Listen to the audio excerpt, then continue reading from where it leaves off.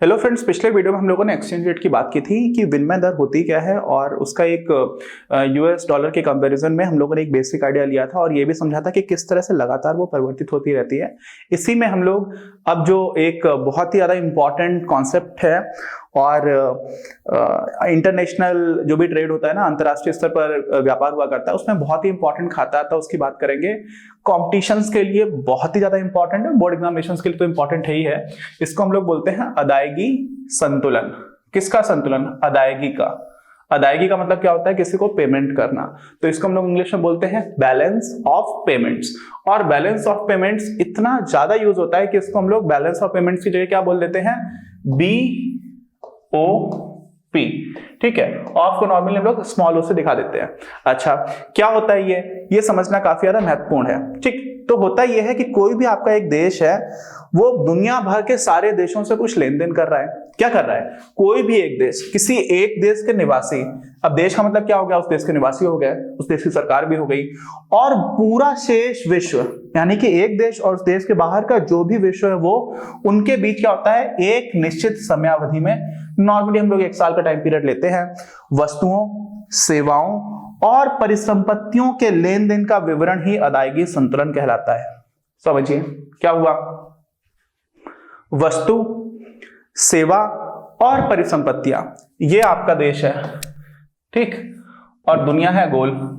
इस देश के बाहर हर देश से जो भी क्या हो रहा है, ये तो देन हो गया। लेन का मतलब क्या हुआ? ले लिया आपने, ठीक। तो लेन और देन, इसका विवरण जो है, किन चीजों का लेन देन? वस्तुओं का, ठीक। बाहर से आप मोबाइल फोन खरीद रहे हो, बाहर से आप एयरक्राफ्ट खरीद रहे हो, बोइंग है और आपकी एयरबस, ये 2 कंपनीज हैं जहां से आप नॉर्मली खरीद रहे होते हो। इसी तरह से बहुत सारी वस्तुएं खरीद सकते हो। फिर आप सेवाएं खरीद रहे हो, बहुत सारी भारतीय कंपनियां हैं जो विदेशों को कॉल सेंटर्स की सर्विस प्रोवाइड करती है, ठीक है। तो इस तरह की चीजें होती है। और क्या होता है आपका? परिसंपत्तियां। परिसंपत्तियों का मतलब क्या होता है? ये एक नया टर्म थोड़ा सा लग सकता है कुछ लोगों को, क्योंकि हम लोग इसका कम बात करते हैं। परिसंपत्तियों का मतलब हुआ कि आपके देश के लोगों ने बाहर किसी दूसरी कंपनी के शेयर्स खरीद लिए, बाहर कोई लैंड प्रॉपर्टी खरीद ली, दूसरे देश में कोई रेस्टोरेंट चेन थी वो खरीद ली। अभी आज से 8-10 साल पहले टाटा स्टील ने इंग्लैंड की सबसे बड़ी स्टील बनाने वाली कंपनी थी, उसको खरीद लिया था। तो इस तरह की चीजें हुआ करती है, ठीक है। तो उनको बोल देते हैं परिसंपत्तियां। तो इन सबके लेन देन को हम लोग क्या बोल देते हैं? उनका जो विवरण होता है उसी को हम लोग बोला जाता है बैलेंस ऑफ पेमेंट्स, ठीक। अच्छा, 1991 में जो क्राइसिस हुई थी ना, जो हमारे यहाँ पर आर्थिक संकट आया था, कब? 1991 में, जिसके बाद बहुत सारे आर्थिक सुधार किए गए थे, वो बैलेंस ऑफ पेमेंट क्राइसिस ही थी। जो हमारा अदायगी संतुलन था, उसमें ही संकट आ गया था कि हमारे पास इतने पैसे नहीं बचे थे कि हम लोग अपने फॉरेन कमिटमेंट्स को मीट कर पाए। क्या मैंने बोला? फॉरेन कमिटमेंट्स को मीट कर पाए। मतलब क्या हुआ कि हमें बाकी देशों को जो पैसा देना था वो हम दे पाए। होता क्या ऐसी स्थिति में मालूम है? हम लोगों की मजबूरी ये है कि हमारे यहाँ पर कच्चा तेल तो होता नहीं है, और कच्चे तेल से ही पेट्रोल, डीजल और ये सारी चीजें बनती है, ठीक।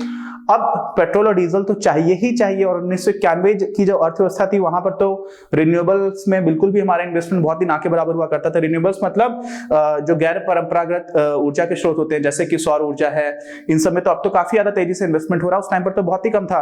तो पूरे देश की जो अर्थव्यवस्था है वो टिकी होती है कच्चे तेल पर, बहुत हद तक एनर्जी के, क्योंकि इतना ज्यादा इंपॉर्टेंट एनर्जी कंपोनेंट होता है, और वो तो हमें खरीदना ही है बाहर से। तो अगर हमारे पास बैलेंस ऑफ पेमेंट्स क्राइसिस हो जाएगी, हमारे पास इतने पैसे भी नहीं है कि हम बाहर से तेल वगैरह खरीद पाएं, तो अर्थव्यवस्था रुक सी जाती है। तो इस तरह की समस्या आ गई, तो इसीलिए हम लोगों को IMF के सामने हाथ फैलाने पड़े थे, हम और संस्थाओं के सामने भी हाथ फैला करके गए थे। इस तरह की चीज हो गई थी। खैर, वापस आते हैं अदायगी संतुलन में। क्या होता है? अदायगी संतुलन के 2 मुख्य खाते होते हैं। अब ध्यान रखिएगा, यहाँ पर अगर कॉम्पिटिशंस में आप जा रहे हो तो 2 की जगह 3 ठीक करके आना। क्यों? क्योंकि पुराना क्लासिफिकेशन था, ये पुराना वर्गीकरण था। अनफॉर्चुनेटली हमारी किताब में इसी को कंटिन्यू किया गया है, और बहुत ज्यादा अंतर नहीं है। तो आपको ऐतिहासिक दृष्टिकोण से क्या चीजें हुआ करती थी वो समझ में आ जाएंगी। और हम लोग एक नया खाता, जिसको हम लोग बोलते हैं वित्तीय खाता, उस पर क्यों चले गए वो आपको कभी अलग से बता दूंगा। पुराने जो 2 खाते हुआ करते थे, वो एक होता था चालू खाता और दूसरा आपका होता था पूंजी खाता। पूंजी खाते को हम लोग बोलते हैं कैपिटल अकाउंट, और चालू खाते को हम लोग क्या बोलते हैं? करंट अकाउंट, ठीक। अच्छा, अभी मैंने बताया क्या हो जाता है, चालू खाता, फिर आपका वित्तीय खाता, फाइनेंशियल अकाउंट, ठीक है, फाइनेंस अकाउंट बोलते हैं, और फिर पूंजी खाता। अब ये 3 हो गए हैं। तो भारत सरकार ने भी इसको मान लिया है, भारत सरकार भी इसी क्लासिफिकेशन को फॉलो करती है।